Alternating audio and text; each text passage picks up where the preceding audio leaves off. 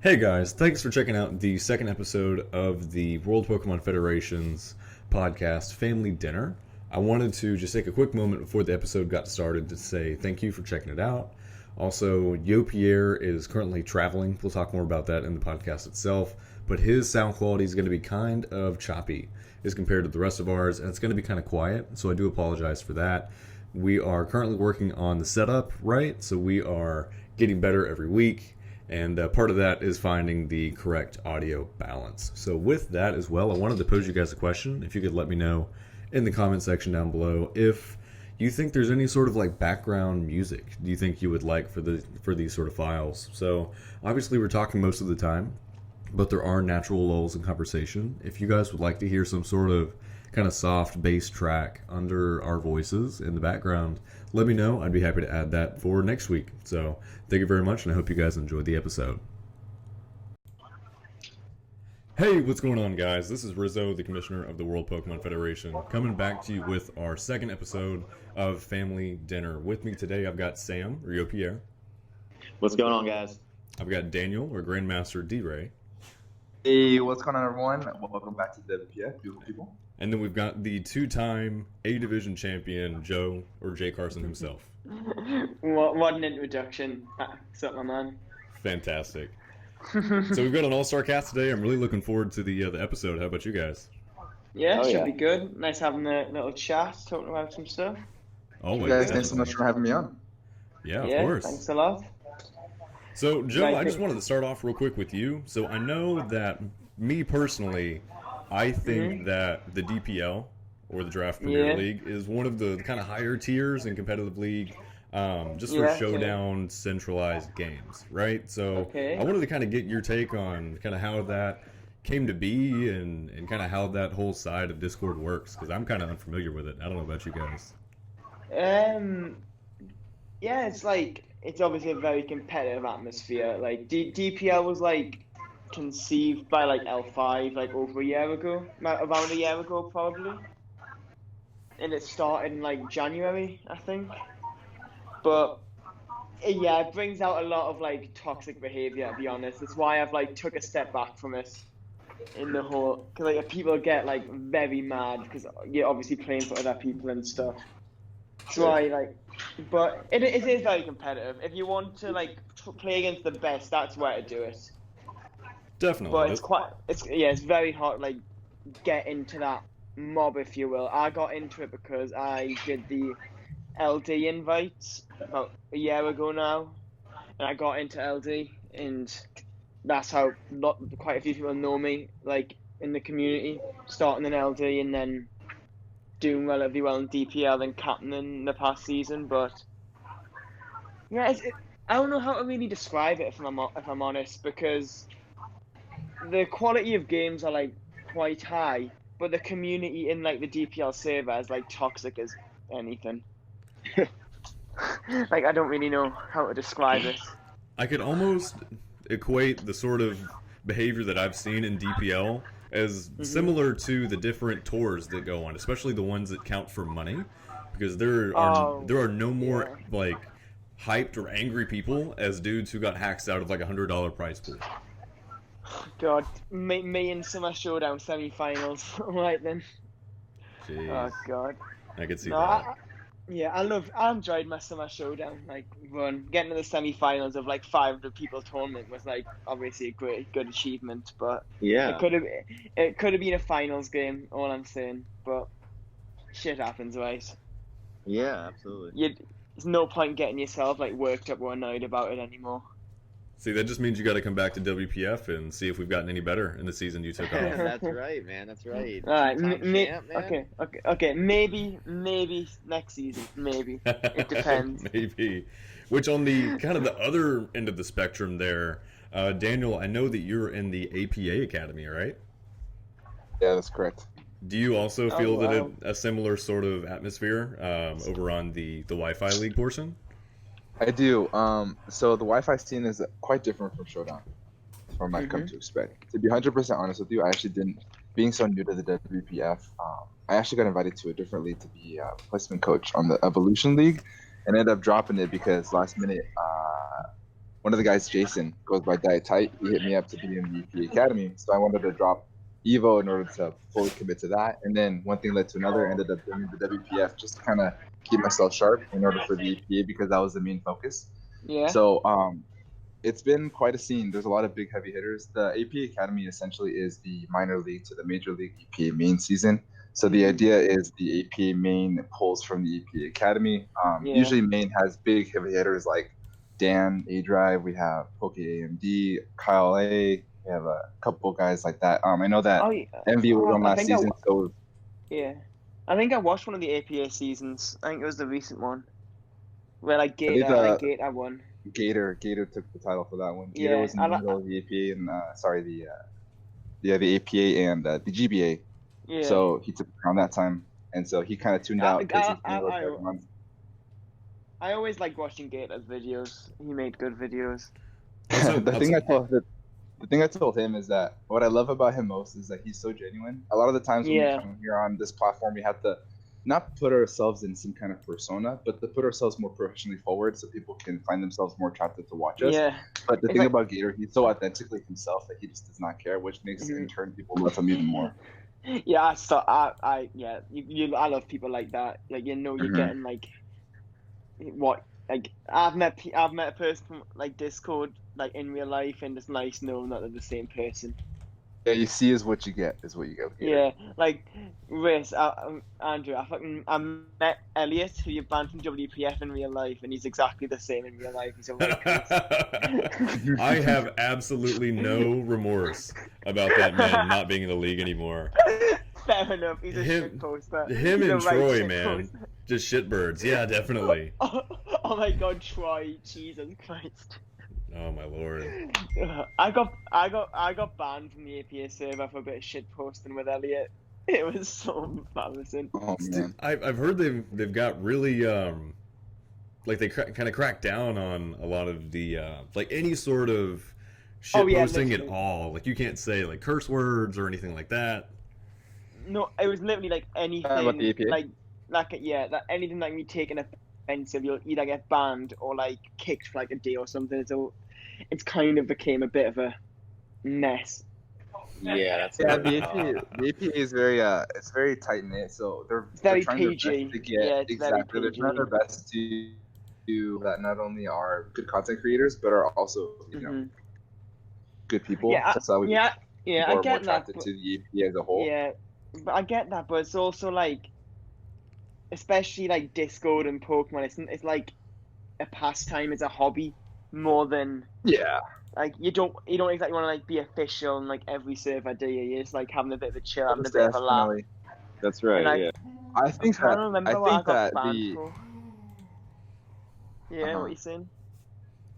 I think that the way that they essentially they weeded out people that weren't necessarily the nicest of folks, or just spoke their mind. People have their opinions on that kind of thing, but the way that they actually did it this past season, I don't know if you guys follow the EPA Academy this season that we just finished up. I came in a week in with a team that was given to me, and when I was trying to figure out the actual format, I actually fell in love with it. They did it in order to weed out a bunch of coaches for the next season coming into Generation 8, and this format would actually be great for the WPF in my opinion. So what they did is there's basically 3 factions, and these 3 factions have 7 to 8 different coaches.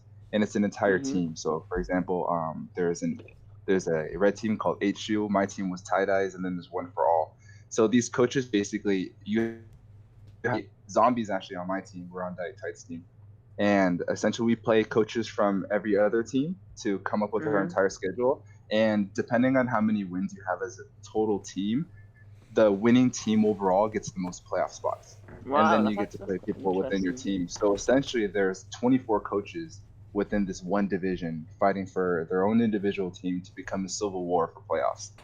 How's the draft work? The more wins. Yeah, how's the draft work? Basically what the draft is, it's point based, just like we did before. So you can't essentially there's no doubles, there's no 2 Charizards, etc.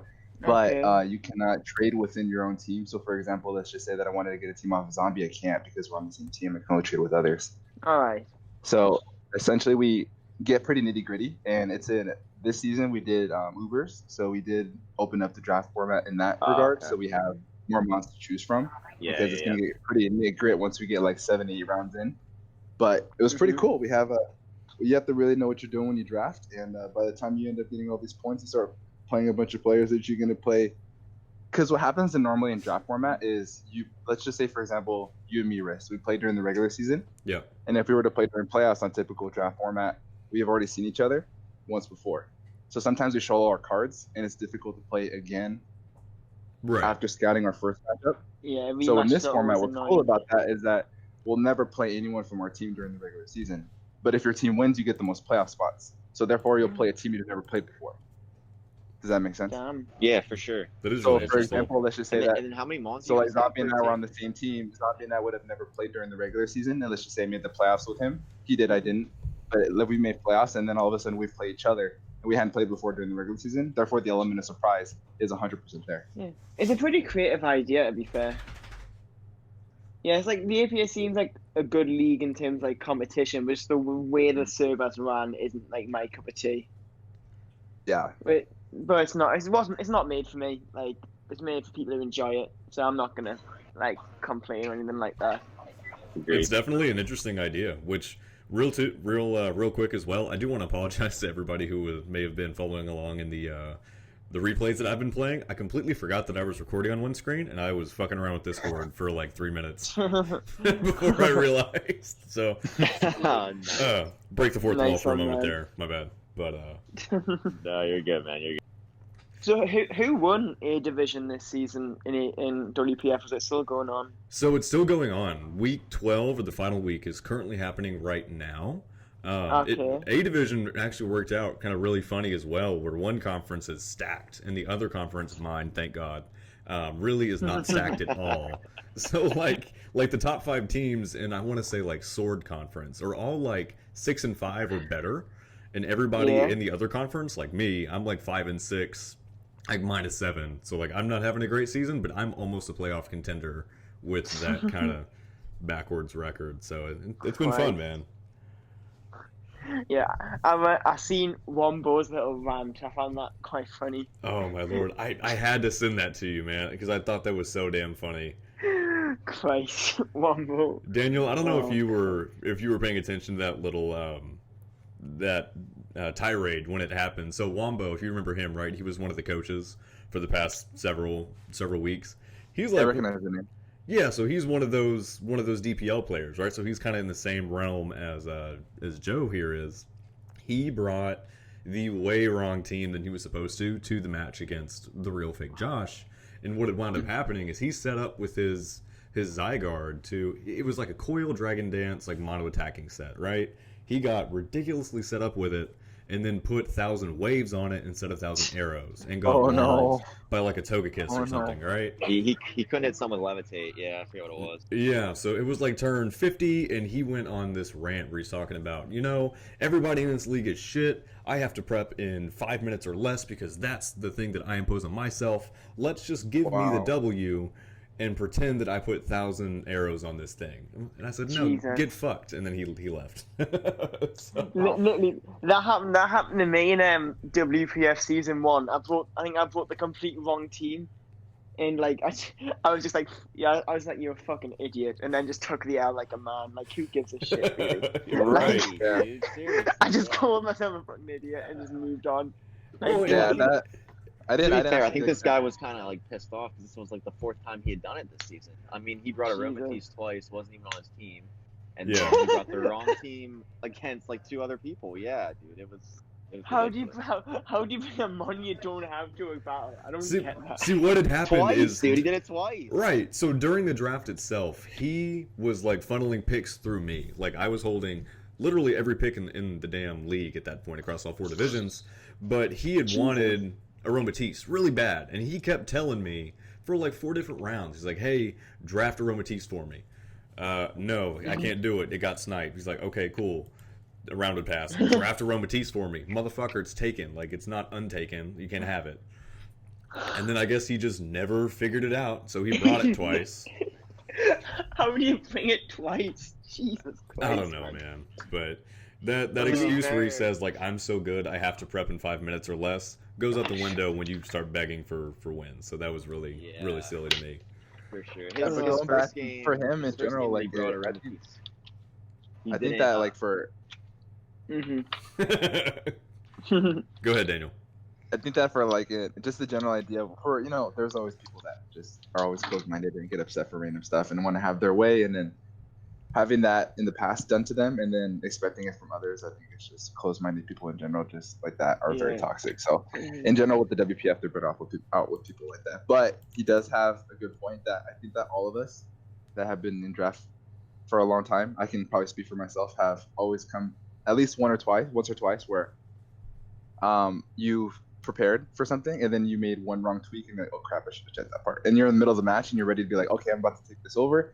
And you hit fight and you're like, oh shoot, I didn't actually put that move on there. Oh yeah, that's For happened. sure. Now- Yeah, we always do that. Oh, of course, yeah, definitely. But Yeah. you realize that was a user error, and you just live with it. Oh yeah, exactly. Yeah. So you have to just, because I've always been a big believer that your match usually is won at prep, because if you can out prep your opponent, it's going to be skill A lot obviously has to easier. come into play, but it makes it a lot easier. But to be able to understand you made a mistake and own up to it, and not being able to do that, there's just one person versus the other, so you don't want to do that crap. That's I think it's happened to me twice. I think, yeah, one of the times in WPF, and then this other time was on a random tour. I forgot to bring like Earthquake on Hippo. I think it's just whatever though, innit? You just move on. It's not that big of a deal. Is the only there one that I think Right. I've done It's repetitively one was week. like, how like all the electric moves typically start with thunder, like Thunderbolt, Thunder Wave, Thunder. Oh, Oh, my that God, one, yeah. Always Yeah. like Showdown itself. As soon as you hit TH, I think that was so like enter friendly. Like I so quick, I hit TH, Yeah. enter, and I hit Thunder Wave, and I was in a Yep. position to like sweep with something, and then I'm about to hit Thunderbolt, and it's like, oh, it's Thunder Wave. This sucks. Yep. The Now amount of we're- yeah, times now I've we're- almost ran Headbutt Sylveon is unreal. Hey, that's Trying to fire. get Heal Bell, definitely. Jeez. So let's take just a quick kind of deviation from the whole Pokemon scene. Pierre, what do you do for a living? Well, I'm in the wonderful windy city of Chicago right now. I apologize, I'm at the airport talking to you guys right now, trying to get home. I'm a mechanical engineer. I work in the steel industry, and my company makes steel making equipment for, I don't know if you guys have ever heard of like US Steel or Q-Core Wow. Steel Dynamics. Yeah, we're a mill builder, so we build all that equipment for all those big companies. Nice, man. I'm in service though personally, so my job is simpler. I just kind of maintain and repair parts of the equipment whenever it wears out. Nice. So my job's a lot of traveling. I go. I live in Charlotte, North Carolina, so it's kind of unusual that I'm in Chicago this week, but I usually stick to the southeastern United States to cover all of the mills down there. But yeah, I travel like 50% of the time. Going to customers and figure out their problems. A lot of times, not to bore you guys, but a lot of times you don't want to just fix this stuff. You want to try to like make it last longer or improve it or give it some sort of value added. You know what I mean? Any mechanic can just fix something, but my company is a little bit, I don't know, better than that, I guess. We're consider ourselves an engineering company first, so we try to improve stuff a lot of times. So, do you like traveling for your job or? I did, dude. It's funny you asked that. I did. Now that I've done it for 3 years now since I moved down here, it's kind of become a drag. It's still fun, but with the wife and I have 2 dogs, no kids yet. But they're kind of in the conversation right now. I just don't know how I would do it if I had a family life going on. If you're single and you have the freedom to kind of do it, I'd absolutely love it, but it's kind of become a little bit dull, to be honest with you. You just got to be a power dad, bro. Show up to the meetings with that baby strap on your front. Like, who was that? Chris Hemsworth, I think, got railed pretty bad here recently because he was like on set, like with the baby carrier, like he was on his front, like getting his lines or something, and people were so butthurt about bringing him to work. Like you're not a real man carrying around your baby. Like that's kind of how you do it. So yeah, you gotta make it work. I mean, whatever your lifestyle situation is, you just make it work, right? You figure out a way to do it. That's it. You get him a supporting role. You get him cast. You gotta be a real dad. It's funny you say that because I've actually taken my dogs with me on a few trips, and this last one, so I left them in the car. I had meetings for maybe like 5 or 6 hours, and I would come back and check on them. And I left the AC on. I left the car running, and the one dog, I don't know, he must have got excited or somehow stood up on the side of the door handle there, and he locked the freaking car. He locked all the doors. So I came back after work, and I'm like trying to get in, and I'm locked out. I had to break into my own car in the middle of the Newport parking lot. It was kind of funny. But Did you get like approached by anybody or anything? Like, hey, what are you doing here? Actually, yeah, two guys came over and helped me out, and the one guy he had like a piece of like scrap steel in the back of his car that kind of was like a wedge shape. So I was able to get my, the upper right-hand corner of my door open, and he put that wedge in and kind of like shimmied it down so that I was able to open my car. So yeah, he helped me out. It was funny. Jeez. Well, I'm glad it worked out for you. Definitely. Yeah. Man. It would have been embarrassing if you couldn't get in your own car because your dog locked it. I know, dude. I know. Crazy, but yeah, it was a fun time. So what about you, Joe? What do you do? I'm currently at college, hopefully going to university next year. I am looking at the sport market quite hugely. I'm very into my fitness. So can I interrupt you for a quick moment here? So as an ignorant American, I was under the impression that university was college. What's the difference between the two in England land? Oh, okay. I can tell you that. Okay. Oh well, Okay, you're a soccer guy, all right? You just need to pipe down for a second. All right. You leave secondary school in the UK at 16. Okay. Then you either go to college, sixth form, or you can get a job after that. So I went to college, and you're normally there for however many years your course is. Because I got good exam results, and my course is only 2 years long, and I'm in my second year now. And then university is after this. Hopefully, I get accepted into the one I'm hoping for in a few months now. Interesting. Very cool. No, I didn't know that. Yes, learn quite differently over here. Yeah, no, definitely. What did you say you were going to university for? I want to. The one I'm looking at the minute is global sports marketing. Like, I want to get into this, but I'm very passionate about sports and business. Like, I train at least 6 times a week, most weeks every day for a couple of hours, and I've always been passionate about business. And Wow. That's really cool, Yeah. man. Good for you. So you like football? Who's your favorite team? Newcastle United. Newcastle. All right. I'm from Newcastle. I got a season ticket. Like, Okay. He might be hitting you up here shortly. Going to business Yeah. trip to England. Yeah, for sure. I could talk to you for hours over football, man. I almost had a heart attack earlier today, dude. Arsenal almost blew it. They're playing. oh yeah, they were 2-1 down. Yeah, they're playing Farmers from the freaking Portugal League, dude. I mean, these guys like don't even play football full time, and Arsenal can't beat them at home. Yeah, and Pepe pulled it out at the end. I know, dude. We can't play soccer, but Pepe can score some free kicks. So we got lucky, dude. Jesus Christ. Yeah. That's a rough life. Jeez. What about you, Daniel? What do you do, man? Oh man, that's a tough question. I do a lot. So my main day job is I am actually a housekeeping supervisor for a casino resort that's out here in San Diego. It's called Harris. I work for Caesars Entertainment. That's my full-time gig. On the side, I obviously do here YouTube, doing some family vlogs, and this Pokemon community stuff is a big hobby of mine. Yeah. But in terms of income, I'm also a wellness entrepreneur. I'm an Herbalife distributor. So for 5 years, I was a personal trainer, and when things hit the fan, I had 2 kids, and I could no longer maintain that personal training lifestyle in terms of the schedule because the kids are coming pretty soon, and the way things are adjusting. So I ended up pursuing being an Herbalife distributor. So I help people, live a happy, healthy lifestyle with a basic understanding of health, nutrition, and fitness, all on the side of doing the full-time job. So I'm always on the move. I hate being sitting down in one spot. I get uncomfortable if I'm just, stagnant. So that's awesome. So my plate up as much as I can. That's actually really sick.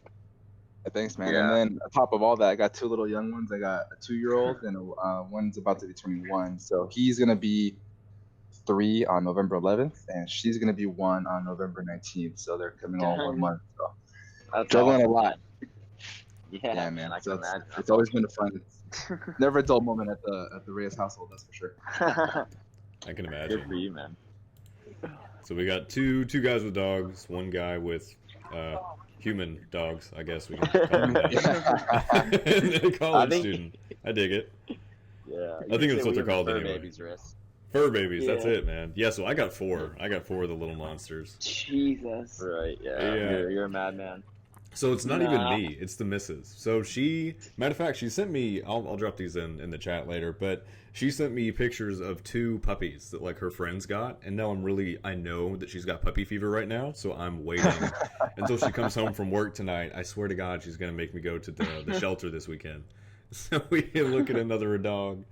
But we can't. No. We can't get 5 dogs. That's crazy. We had No, 5, and then we had to unfortunately put one down, but it's bless. just too many. So.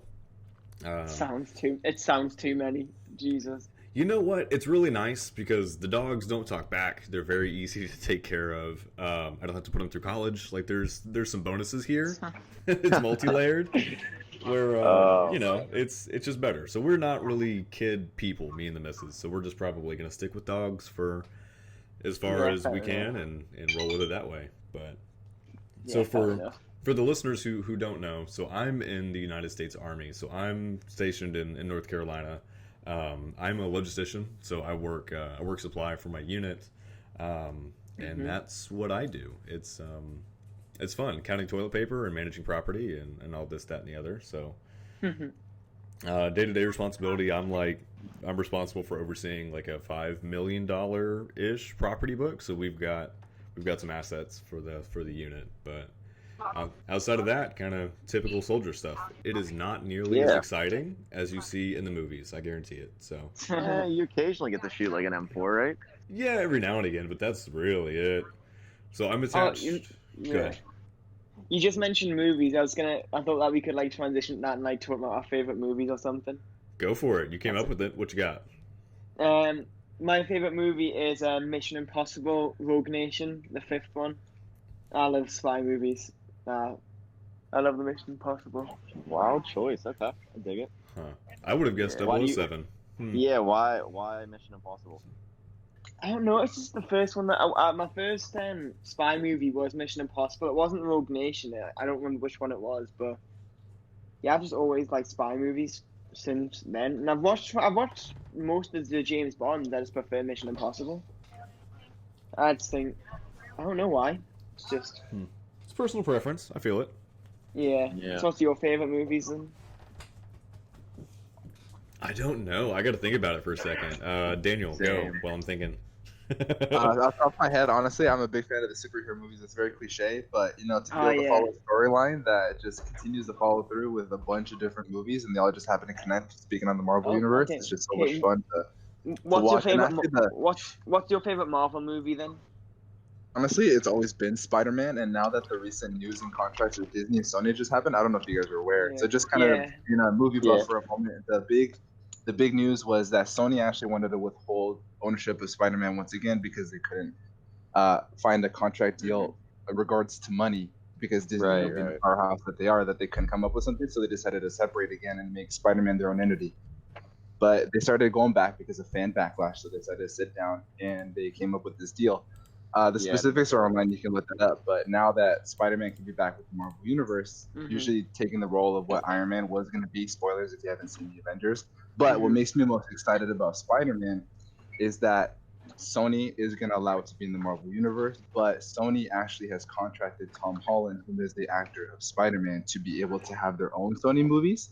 And in that subject, Venom actually just came out with a new movie. So Tom Holland is going to appear in some Venom movies. So that's going to be super exciting. Right, yeah, I figured he would. So you'll see some movies where Tom Holland is Spider-Man with Venom, and then he'll pop in with the Marvel Universe and do their storyline, and then come back in with Venom again. So that'll be exciting. Do you know what Marvel movie is my favorite? I don't think it's like a popular one, like for favorite ones. I love Captain America: The Winter Soldier. I love that Cap. movie. The sign off that they Winter had for Soldier. Cap was very heartbreaking for me. Yeah. Yeah, I thought they did that heartbreaking. very well though. Yeah, I They did too. They did, because in the comic Perfect, book they actually had him snipered in the head and he dies. So the way that they did this is, you know, much. So I was actually looking for a point to say I haven't actually seen that one yet, but you know what? We're good. We're gonna roll with it. Show must go on. Oh, the spoilers. Yeah. and another movie that I love is The Wolf of Wall Street. I find that movie just Have seen that one. amazing. Yeah, You not seen The Wolf it's of good. Wall Street? No, think I have. hilarious. It's amazing. Oh, I think it's Okay. hilarious. I just love it. Yeah, it's a great one. Going off kind of what D-Ray said, I'd say I can't think of like off the top of my head my favorite movie, but definitely the best movie I've seen recently was Endgame. That Yeah, that that's movie was great. incredible. Definitely top 5 movies I've ever seen. As much as many movie critics don't want to, you know, fall into the realm of superhero movies, they have to admit that the way that they pulled that off was just it was just so amazing. good, yeah, man. It Oh, was incredible. Everything yeah. they did was perfect. You know what was Yeah. really interesting to me about Endgame? So I am Yeah. not someone who like really follows along with the Marvel universe. So I Yeah. don't think I've ever gone and seen a movie in theaters. I always wait until it comes out on like Wow. Google Play, like 2 months afterwards. I'll rent it for Mhm. $5 and watch it while I'm doing something else. It was so strange to me that they introduced a character in Endgame in Captain Marvel. Was that her name? They introduced her Marvel. in the movie, and then she like saved the entire storyline by like lifting a finger. Like she just kind of barely did anything. It seems to She's me, OP. but she like saved the think movie that- out of nowhere. Yeah. Yeah, I think that I think the way that Marvel handles, so the two superheroes are supposed to be equivalent to each other in regards to Marvel and DC is Captain Marvel and Superman, right? So Yeah, in basically. the DC universe, is Superman's usually there as like a godlike figure, and he basically shows up, saves the day, in every movie. Where in Marvel, what I loved about it is that they kept her away from the entire movie, because if she was Yeah. around, then it would make no sense. She could No just come plot. and clean it all up and it'd be Yeah. done. Right. So they let her Captain go Marvel off is and such save other bullshit. places. And their Like, excuse yeah, to keep so her she- away was good too. I thought, that she was trying to help like Yeah. other planets that didn't have the Avengers kind of do the It same makes thing. sense as well. Like it makes good sense. So it's not just Right. like a Captain Marvel show. So Yeah. I'll drop one movie that is actually my top 5. The Departed. If you guys have ever seen that movie, is incredible. I have not. Cool. You No, guys I- need to watch it immediately. I don't think it's got I have either. It's got Leonardo DiCaprio. It's got Matt Damon. It's got Mark Wahlberg. It's got not De Niro. Who's the other guy? Jack Nicklaus. No, Yeah. I love my DiCaprio, so. Nicholson. Sorry. Yeah. Do you think I'll get in trouble if I start streaming that on the podcast here? Probably a Yeah, no. you guys. You might like the jokes. It's not a spy movie per se, but it's about an undercover cop. So Yeah, I'll give it a watch. I'll make a note. for sure, dude. Great. I was gonna watch a movie tomorrow night because I actually have free time tomorrow night. I'm busy so much at the minute, just with like trying to balance college, my part-time job, my training, like. But I've got free time tomorrow, so I'll give it a watch. That'd be cool. And then to wrap it up, Definitely. I guess. So I Definitely let us am, know what you think. I am a huge dinosaur nerd. I love Jurassic Park and the whole series they've done with that.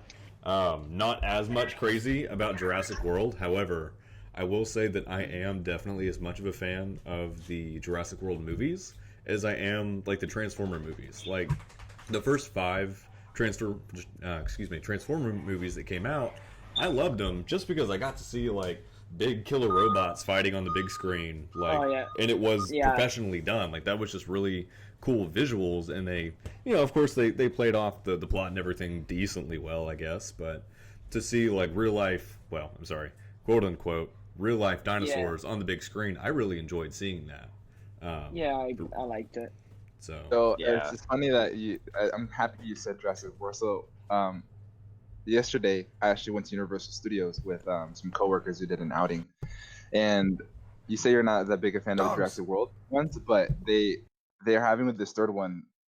They just started filming, right? And there's all the speculation about how the old actors from the 1993 film, if they're going to be in the movie, if they're not going to be in the movie, did they get the deals done, yada yada yada. But there's this ride on Universal Studios Hollywood, right, that you go for an hour on this tram, and they take you through all the sets, and they basically give you the history of the movies. This was filmed here, this was filmed there. Our tour guide just randomly was like, "Hey," and the studio 44 or whatever it was said that they're actually filming Jurassic World as we speak with, I forgot the actors' names, but basically the original three actors from the first movie are there. She basically confirmed it on the tour, and the entire tram was like, what? Everyone just lost their shit because it had never been confirmed yet. So that was just something funny that happened yesterday. So if there was a spoiler from any kind of website, they were there. It should be out now. But we're just popcorning ideas. What I was curious about, like we talked about earlier, is where everybody got their start in Pokemon. Where their histories are. Like, what's your first entry into the scene? What was your first take to it? How did you come across it? All that. I guess I get started. So my whole history was, I think I started Pokemon just playing in general in '98. I think the game was released with Red and Blue / Green in Japan in '95. '98 is when it came in. That was Pokemon Yellow. That was my first game. And hey guys, I'll be right back. I got my same here. Yeah. No worries, bro. So I got this game. I got Pokemon Yellow in 1998, and it came with the limited edition Yellow Game Boy. That was like my gift at Christmas, and I had like heard of Pocket Monsters and this whole like big idea of this like world thing because Dragon Quest was like big at that time.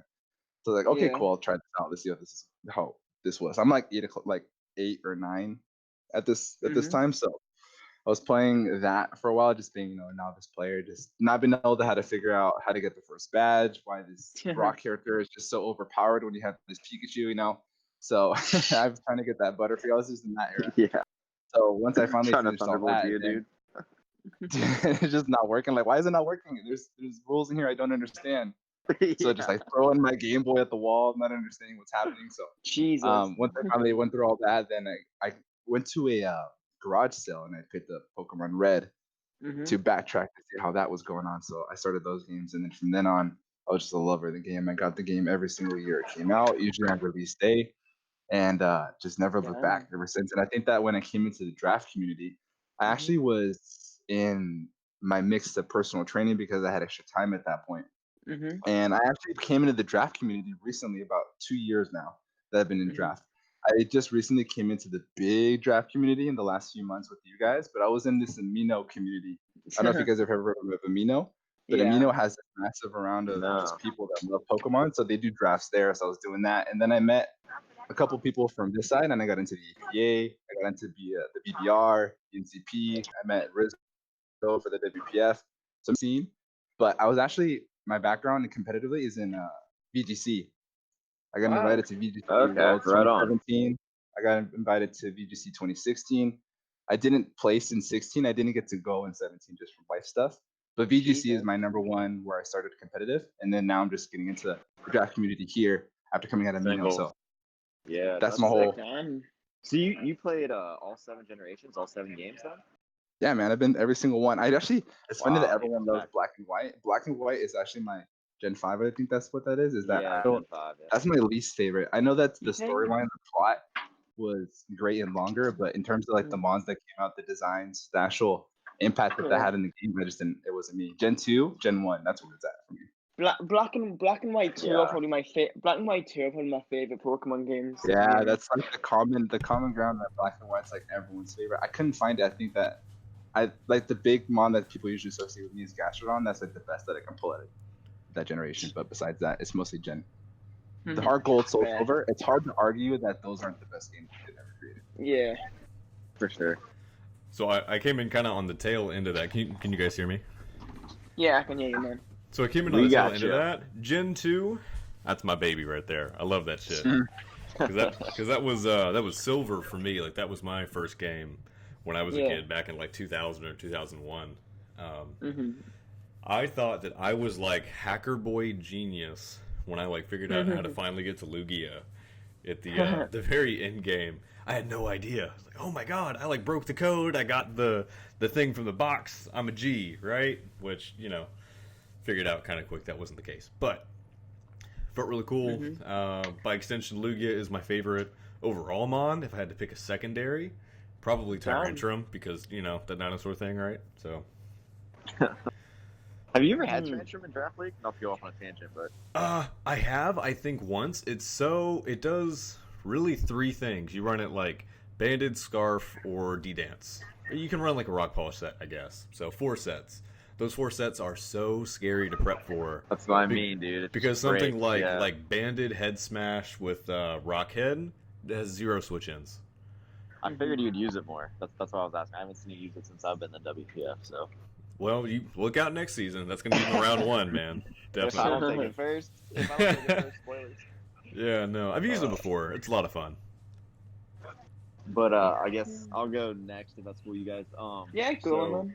I'm similar with D-Ray. I started playing Pokemon Yellow. I was a little bit late to the game. Like, a lot of my friends had it. I kind of didn't get into it. And then, finally I convinced my parents to get me a Game Boy, maybe like 99, 2000. I started playing Yellow. Dude, no joke. I probably put like 2,000 hours into that game. Something like that. Dude, because I played football growing up, footy, and every weekend we were traveling, 5-6 hours to the tournament. So every road trip, dude, I would just be on there grinding. I had like my Pikachu, I had a Dugtrio, I had an Articuno, Charizard. I trained them all up to level 100, just battling the Elite Four like over and over again. Yeah, so then I played a little bit of Red and Blue too, obviously. I got into Silver and Gold, but you know what? I beat them, like played them like once through, and that was really it. And then I kind of moved on from Pokemon, to be honest with you guys. I just got older into middle school and stuff, got into different interests, sports and girls and Women. other. Yep, there you go. Yeah, and so I quit playing like cold turkey, no joke.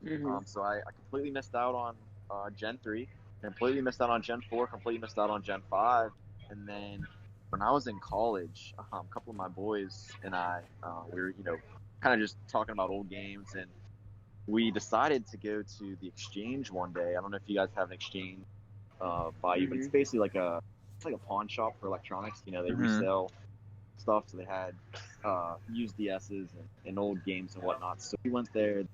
Gen was that 5 or which one was Gen 6? Is that Kalos?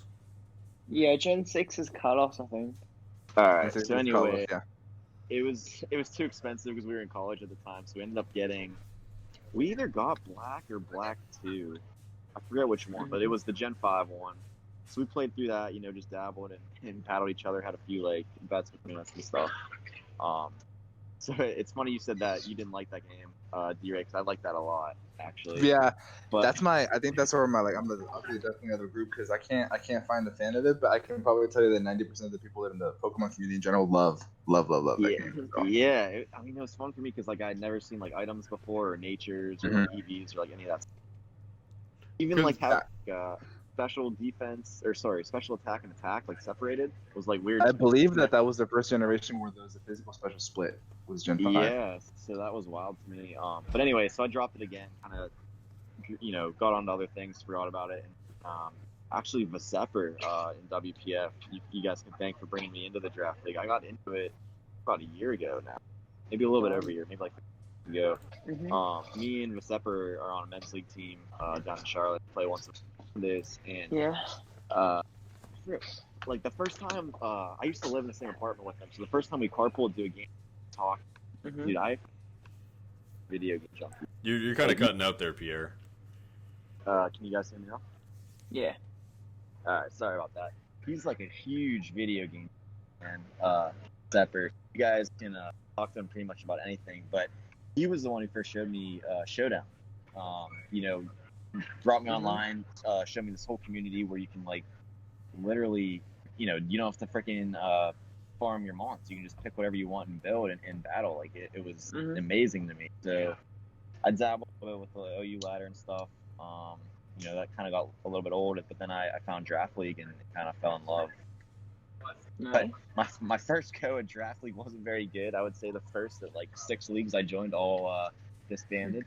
WPF might have been the first league that I was ever in that actually completed a season, and I won season B. So it worked out. I'm here to stay, boys. You know what I mean? That's the sort of success stories we look for around here, definitely. Yeah. Absolutely. Alright, should I go now? Yeah, go for it. Yeah, man. My Pokemon history's a bit like interesting to say the least. Like, okay, my first game was Fire Red, I think. Okay. Yeah, the remake. you came The a little bit remake of the later. other one. Yeah, I was a bit of a late one. I remember playing it, like, remember enjoying it, but I wasn't like hooked. But then it was Platinum, I think. I didn't buy Diamond and Pearl or anything, I don't think. But then Platinum, I think, Christ, I put so much effort into Platinum when I was younger. I think it was like, it definitely wasn't like 200 hours, but it was at least like 400, 500 hours put into that cartridge. Oh my It lord. was a lot, yeah, it was a lot of fun. Like, my whole class at school would always play Platinum. It was like addictive. And then Is- Heart Gold and Soul Silver, really enjoyed as well. I think I got Soul Silver like relatively, like just as it was released. Uh-huh. Yeah, I hadn't taken it like competitively or anything until like Gen 5. Yeah, I played Black White 2. And then the only reason like my first time I got into competitive was I actually broke my leg. Like I think in 2012. Playing footy Yeah. or what? Yeah, playing footy. And then like my knee just got shattered and my whole leg was just fucked. Dude, I'm so sorry to hear that. Yeah. I But tore then my ACL, so I Mhm. feel your pain, brother. And then I found out about Pokemon Online just by, cause obviously you can't move. You're sitting in the house for like days on end. And I found Pokemon Online and I just played Black and White 2 OU for like, it must have been months. Like, constantly playing the OU tier, like getting like dead into it. Forever. Yeah, no, I feel you. I was kind of the same Yeah. way. So Just because I had like nothing to do, and then like I played it and I kind of just stopped at the start of Gen 6. I didn't come back until like halfway through like 2014. I played it for like 6 months and I quit again at the start of January. I think at the start of 2015. Then I didn't play Pokemon until like 2017 again, or like late 2016, early 2017. So I did got you in- miss the fairy thing too, or was fairy a thing in Gen 6? Fairy was a thing in Gen Fairies to Gen 6, 6. yeah. Sylveon was the first fairy introduced. Okay. Yeah, then I found out about drafting that time as well. But I also did like smoke on tournaments and that. I was pretty good. I wasn't like one of the best players there, but I qualified for like official ladder tournament and that. Like I was pretty good, but I wasn't like amazing. And yeah, then I found out about draft. Been playing draft for, Jesus, like 2 years now, and I'm pretty burnt out on it at the minute. I'm not gonna lie. It's like I'm gonna take a break for a while. Like all my stuff's finished, and I don't know. I'm not sure if I'm gonna get into Gen 8 like I have previously, but I've quit like 3 times before and came back within a few years. Yeah. So I'm kind of in the same boat right now. Too. Yeah, and like I'm just busy at the minute. I'm trying to balance so many things, and not having to like prep for like games has been like a blessing hugely. I think that this era. Mhm. I think that this time that we're in, this little window of just floating around, is the time where everyone mentally is just checked out because we've been in Gen 7 for so long. Yeah. And I think that now that we have Gen 8, yeah. it's going to be such a great refresher because if you think about it, we've been playing this same game, especially because in this roundabout in Generation 7, they just did Ultra Sun. Yeah. Much differences besides the storyline. So we've been playing the same Mons, the same format, the same everything for about almost 3 years. So a lot of the people in the draft community and the Pokemon community in general are getting burnt out. So this little window between now and when Sword and Shield comes out is when you feel like how you're feeling today. It's like, I think I'm tired of this. I have other things that are more important. So it's going to be a good refresher. It's also like obviously Andy said earlier about having like loads of competitive things like in DPL on the top division of LD and like getting the semi-finals of Summer Showdown. Like I lost so many games because of luck. Like my LD Masters playoff game, I got lucked out, and like loads of effort, 10-week season just pointless. I got lucked out in playoffs, losing in Summer Showdown semi-finals, where if I won, I would have won like another $100. And then, then DPR, I got lucked like 2 games, and then yeah, it's just a mixture of bad luck. Like it sucks when you get lucked when you've put loads of effort into getting to that point. Yeah, man, Rich, Like- you should put that as Absolutely. a guideline for the next season of WPF. Make that a buy-in. Put everyone to give it 100% effort to come every single week with their A game. Yeah, no, You talking from experience there, G-Ray? I'll tell you what. If we can get get like an online poker thing going, I will take all of your money in Texas Hold'em and feel absolutely no remorse. Okay then. Okay. I'm in. 100% in. Yeah, man. Yeah, So, I'd be in. so I gotta know, right? So Pierre, are you What up? team Grookey, Score Bunny, or Oh Sop? man, here we go. You knew it was coming. Okay, So I'm not me- gonna lie. I don't know Yeah, the go. names of these. I don't know what those Pokemon are, so I'm just gonna Google them right now. Oh no. Alright, attaboy. No, so me and a couple of buddies are actually starting the new game kind of all together, so we're all doing different starters, and I got Grookey. Hey. Kind of luck in the draw. It was kind of chance, but I kind of wanted Grookey, I'm not gonna lie. So I got what I wanted. Yeah, we're gonna play the new game through the first time, kind of getting into the podcast drop. But I don't want to like look up spoilers or like do like a strategy guide or anything like that. Like I want to just play kind of straight through and kind of like experience and like learn the game myself. I think that's fun. If that makes sense to you guys. Maybe if I Definitely. get stuck or something, I'll definitely look up. But I'll try to like beat most of it myself, which I'm looking really forward to. I do really like how Game Freak has done this game cycle, where they have not released really anything about the game, or they've been a lot more scarce with the tidbits of information they drop over this cycle than they were with Sun and Moon, where we knew like 80% of the game, what it was going to be before it even came out. I haven't like been tracking up with like most of the news about Sword and Shield, but I remember Sun and Moon. There was like a new trailer like every week at that. Like it was a mess how much stuff got leaked and revealed. Yeah, definitely. Then the demo came out and they got data mined and the whole game was just leaked to the internet. Exactly. Yeah. So they've been a lot tighter to the chest this go around. I haven't even decided if I'm gonna buy Sword and Shield or not yet. The big drawback for me is that Really? that's the only game that I would buy for the Switch, and I can't justify spending that much money on one game. Like a whole console for one game, I just can't. Oh, the Switch is great. Like it is really good. Like I haven't had my Switch for that long. Like to myself, I said I'm only gonna buy a Switch once I've got enough money for a car, and I had enough money for a car, so I finally bought a Switch and I love it. Like it's a great fun. In the little free time that I have, I spend quite a bit of time on it. Like I love playing Smash, Mario Odyssey's great, like Mario Kart's great, like Yeah, just all the classics for sure. yeah. And plus, if you're in college, man, it's good to like hang out and have a few beers around, Yeah, just putting it in like the little room that way, like the kitchen area where you share with the people just hooking up telly playing some Mario Kart. Like it's fun. Yeah, Definitely. some beer cart. Get some beer cart in. Yeah. Actually, I haven't broken in the new Mario Kart yet with beer cart. I gotta do that soon.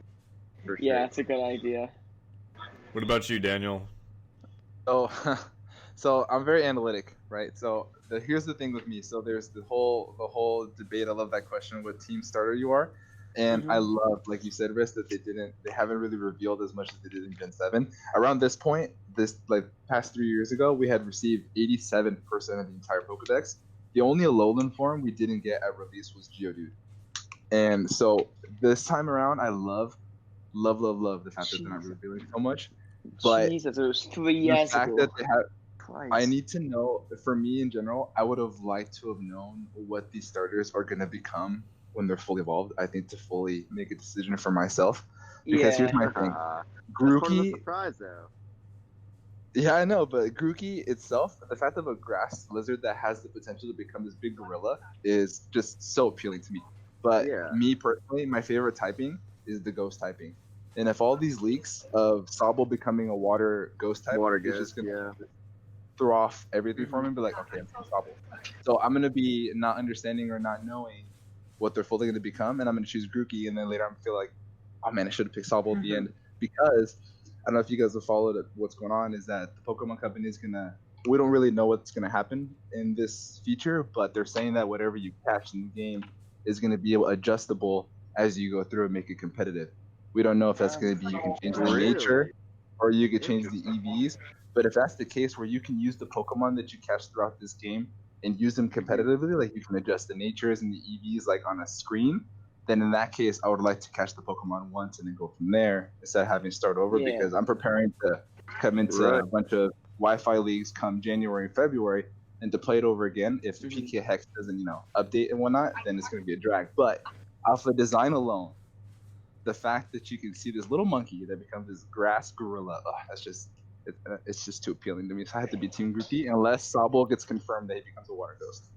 Well, are you planning on playing the game a few times through, or just once and done? It's funny. I think that I like to just be one and done, but I like to enjoy the ride. If that makes sense. I don't like to just power through it.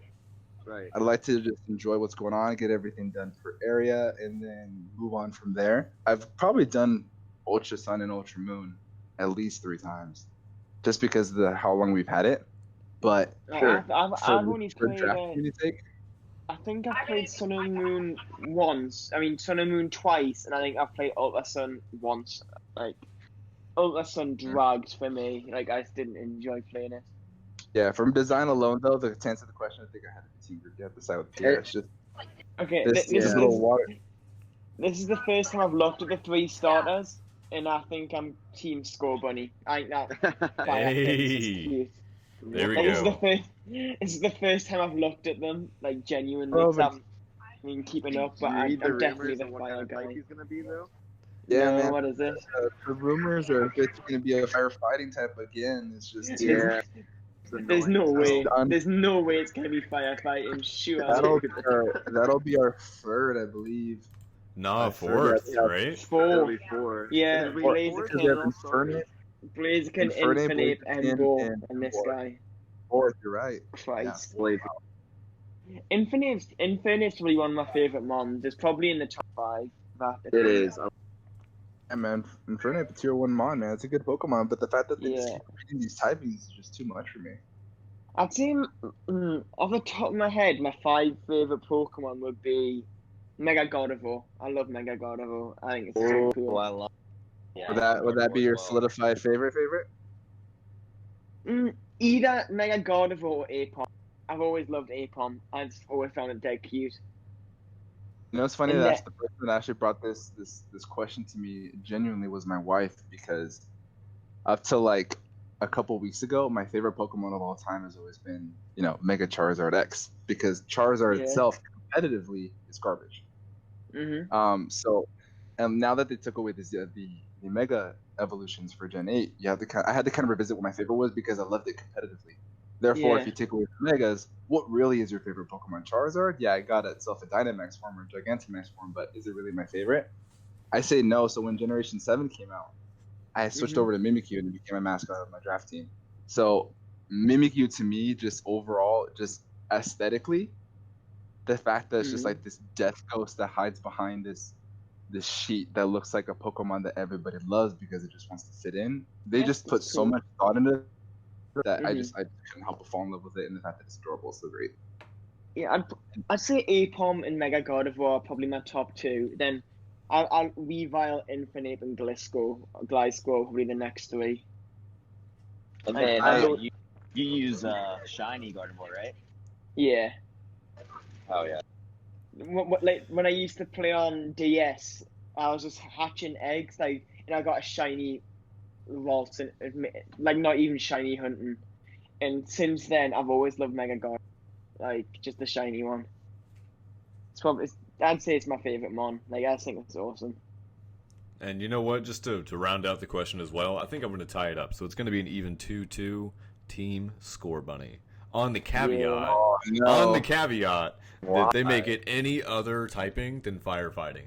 Give it Yeah, fire. I agree. Fire I electric, don't know. fire fairy would solidify it for damn Oh, sure.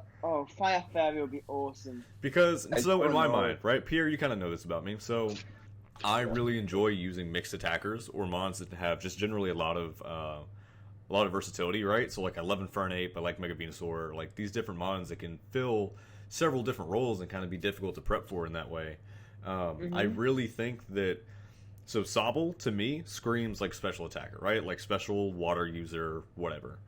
Grookey is for sure going to be a physically attacking, like gorilla, right? There's no other option there. So in my mind, Scorbunny is kind of that middle ground where it can probably go either way. It's probably going to be, in my mind, the most likely mixed attacker. So that in my mind is like, okay, that's kind of cool. But I also enjoy the aspect where it's probably going to have that little ball to kick around or whatever, right? They have a lot of opportunity to do some cool stuff with that. Like, I really enjoyed how Blacephalon, its like main move, which sucks competitively, admittedly, but the Mind Blown, that's such a cool idea for a move because it incorporates like the mon itself. I really enjoy that about it. So for right now, I'm Team Scorbunny until they ruin it for me. And I hate to throw this on you. I don't know if you've been following these spoilers, dude, but I won't show it to you if you don't want to. But there's this photo where they leak what possibly may be the next evolution that may turn the tides and make it more of a physical attacker. And I saw it and I said, "Oh no, please don't be that design because it just looks like another mod that's already been created." Yeah. But I definitely see what you're saying. I don't know, man. We'll see. We'll see what happens. I'm probably not even gonna buy it, just to be Yeah, honest. I do love that. I do love 100% what Wifi did, that they're making a theme. They're making Cookie very musically based. They're making Sobble very more of the mystery side. I guess it's something with the UK, and the Scorbunny is more of a sporty, like athletic kind of theme. I think Sobble kind of plays into the theater motif, right? Like he seems kind of dramatic, right? Like the spy. Yeah, for sure. I could see that being a thing. So we'll see. Like I don't know if I'm gonna get Sword and Shield. Like I kind of want to get the Assassin's Creed remaster instead. Like that's coming out for Switch. That looks really good. Yeah, start of that's definitely December. a good game. And then I'm obviously gonna get Call of Duty too. Oh yeah. And like Astral Chain looks alright. To be fair, as well, and that game looks decent. It's got good reviews and it looks fun. All right, guys. So I got one more for you. So I am about one match away, right? I have one more game here queued, and we just ticked over the hour mark. So let's pick one last topic to go round robin on, and then we'll end there. So who wants to talk about what? Hey, Rich, don't you play D-Ray this week? I do. That's what I thought you were gonna bring up when you said. Let's talk about that. You mean So, I believe the question you meant to ask was, "Hey, Riss, are you going to be smacking GrandmasterD right into the dirt this week?" And you're right. You're absolutely correct. That is what's happening. Oh, okay. Well, can you please explain how that's gonna happen? This is turning into one of those boxing and where it'll be like that's a good topic. Who's gonna win, KSI or Logan Paul? Is that a thing? I don't know anything about professional fighting. No, it's a YouTube boxing YouTube match. thing.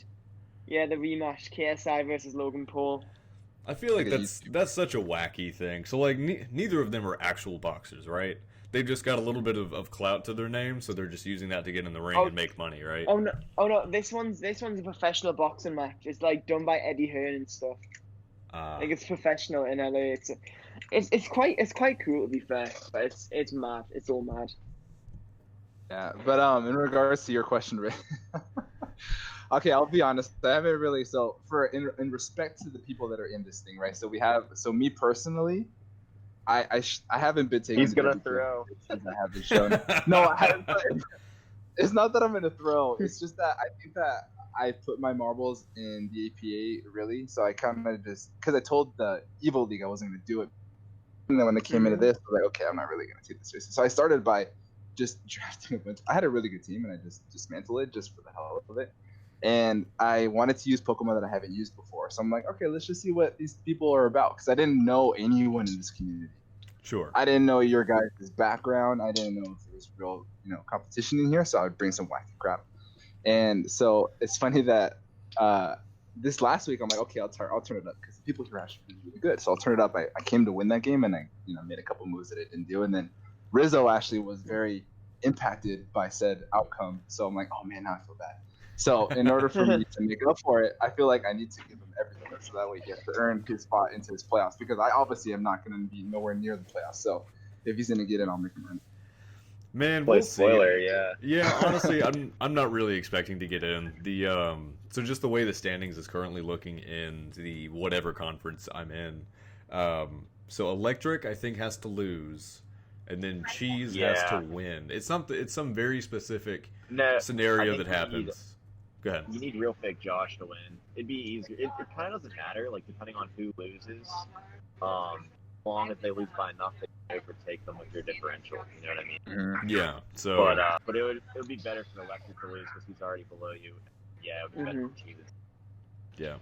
So we'll see how it goes. If it winds up not happening, I'll be cool with it. If I can get back to A Division next season, I know that Joe, you haven't really been paying attention that much, and then Grandmaster or Daniel, you may not have seen it either. We're using, instead of the formula that we've used in the past 2 seasons, where at the end of the season, the top 4 of the division move up a division, and then the bottom 4 move down a division at the end of the season, right? So you have this sort of mitigating skill level, self-correcting system, right? Yeah. We found that it has been way too slow at getting people to the right divisions that they're supposed to be. So what we've done instead... And there's too much turnover anyway, too. Yeah, so it was a cool system. It doesn't work in a format that takes 4 months to update. Like it's just not quite as proficient. So what we did instead is Vesepper, what am I trying to say?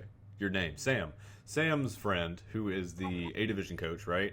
He's going to be taking a step back this next season and doing like analyst things full time, which is going to be amazing. Mm-hmm. He typed up a awesome algorithm for us that basically weights the different divisions based on which division you're at, right? And then it has a total point counter that takes in your week 1 through 12.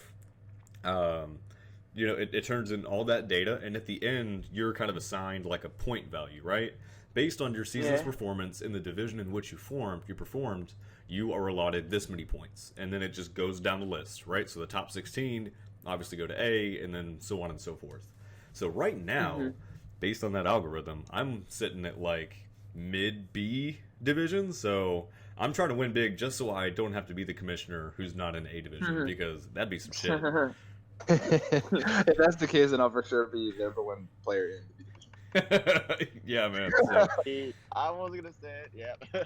That's exactly right. That'd be some cheesing being in B division, be smacking fools up, but it's gonna be a lot of fun.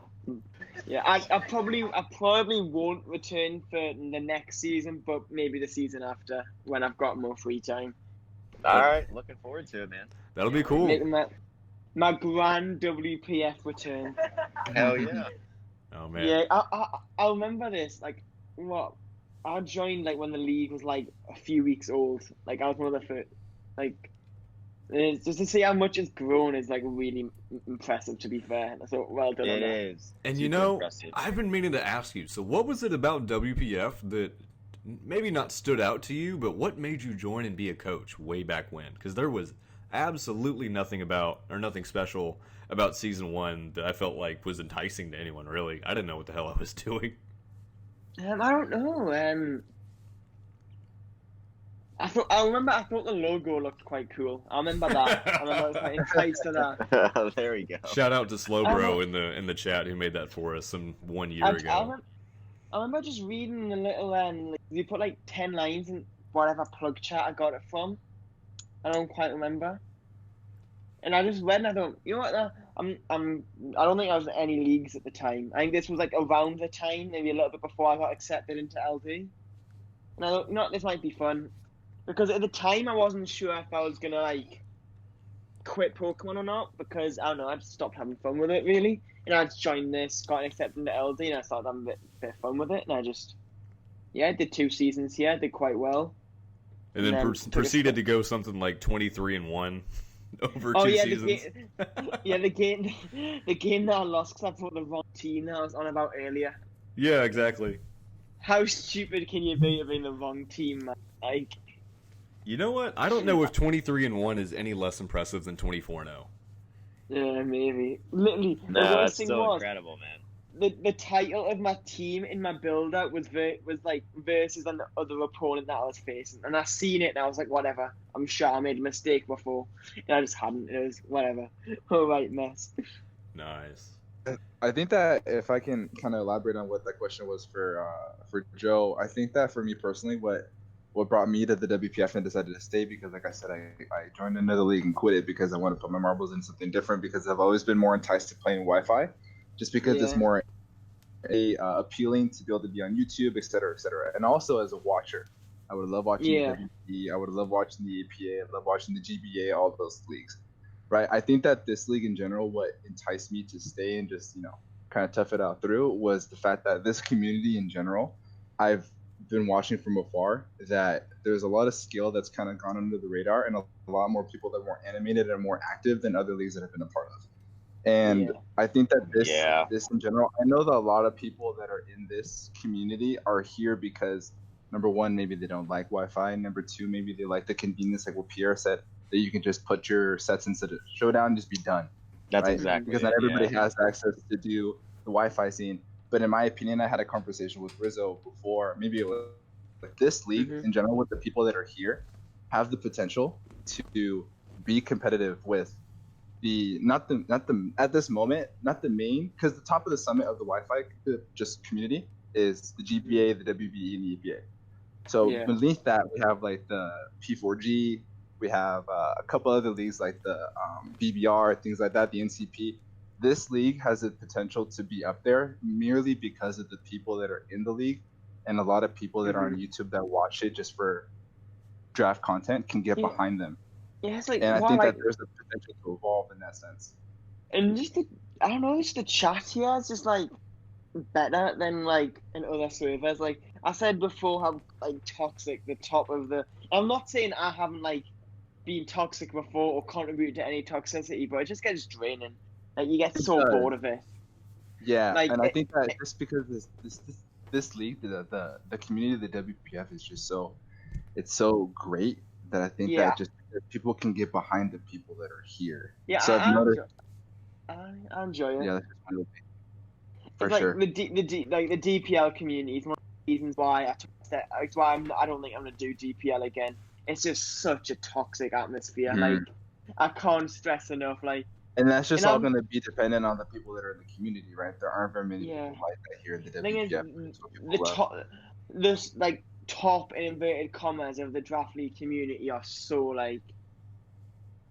what's the word elitist. Like Yep. they take this shit so serious. I'm not saying I haven't taken it seriously in the past because I have, but I've never done it as seriously as some of these guys have taken it. Like Christ, like No, yeah, you're right. We're all doing this on the side. Like this isn't our, Mhm. main profession. This is for fun, dude. It's a fun hobby that we yes, all yeah. get together to do.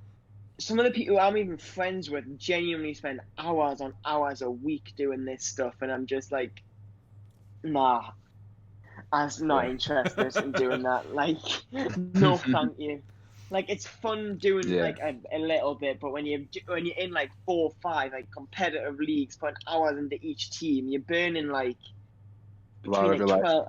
Yeah, I'm not gonna name names. I don't want to like name and shame people, but it's not for me. It's one of the reasons why I'm like stepping back like the other competitive leagues and stuff. Just if you want Yeah. to compete, you've got to sacrifice so much time, and It it's goes just back to not. what Pierre says. It's just a lot of the times, like the bigger leagues in Wi-Fi, I'll put an example. A lot of those people, they're full-time YouTubers, and therefore they take it to a certain extent, and that's what people love to see. But with leagues like Hmm. this, it's just Right. something typically that's on the side, and people love the fact that it's so light. And so that's the one thing that I hope the WPF is able to maintain over the long span that it's around. Yeah, That it's like. there's people here that love Pokemon, Hmm. because at the end of the day, YouTube, Showdown, whatever it is, people will love to watch something that is fun, Hmm. is competitive, and is not toxic. It's something that people would like to get behind, some that someone would like to root for.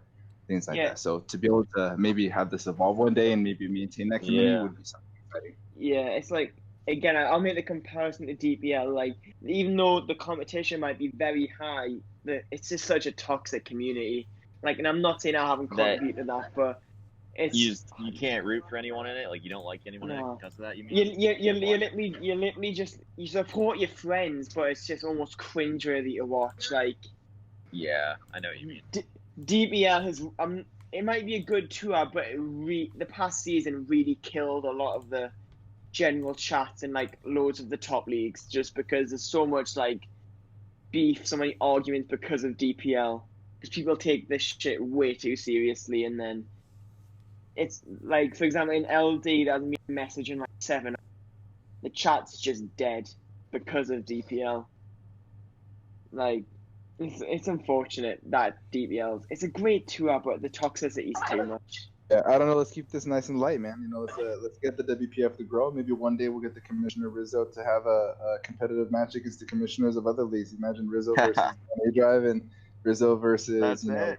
Pokemon MD and Panther, and that'd be showdown. Man. I'd watch that. Hell yeah, dude. You know what? That would be so much fun. But I gotta tell you guys, I have to step up my video editing, and then also my my thumbnail artwork and shit. Let me tell you, that first We'll get you thumbnail there. that I put together for the first podcast that went up, no, it was the second podcast thumbnail took me 3 days.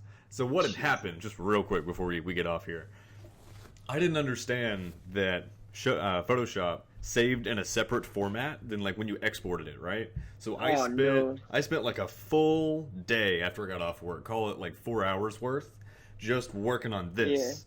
And then I like saved it, and then I came back the next day and realized, fuck, I can't edit it anymore. So I had to completely redo it again. And it was so bad. And then I finally posted it to the mod chat and was like, hey guys, what do you think about this? And they roasted me. And they were like, that is horrible. I'd never watched that shit. I'm like, man, you guys are I remember. you guys are tough. So we had to fix it up. But we got there. It looks decent, I hope. We'll see when you guys click on the video or not. But one thing I would say to like all content creators, for me, speaking for myself in general, when I came onto the scene, because I do family vlogs, right? I do vlogs and challenges and Pokemon stuff, and I do thumbnails of my own, is that I completely 100% taught myself via YouTube. And sometimes the biggest programs that you think may be something that you need to do for something is not it. Like for me personally, my thumbnails are done on an app that are done on the phone, and they come out great. So to have everyone starts somewhere, and the most unlikely of avenues to get something high quality done is just the way to go. So I think that you did a great job on that thumbnail, by the way, for it being like you're one of maybe first 5 things thumbnail wise that you have done. I think that was pretty good. You should have seen my first one before I started my YouTube, venture like a couple months ago. yeah. I used to do thumbnails just to try it out. I'm like, oh my god, this is trash. I can't do this. It's like, This is so bad. I can't spend any more time on it, but I hate it, so we're just rolling with it. Let's go with it. I feel it. Yeah, man. All right, So, boys. Well, hey, my flight's getting ready to board here, so ready to sign off. yeah, so we'll go ahead and hit it off. Thank you guys so much for being a part of the second episode of the World Pokemon Federation Family Dinner. It was a pleasure having you all on, and we hope to have you on again. Yeah, thanks, guys. Have a good. Just invite me back, and I'll happily be in another podcast. Just invite us back. Definitely, yeah. We'll see you guys in the future. Have a good night, family. Hey, All right, have a good night, guys. Thanks so much.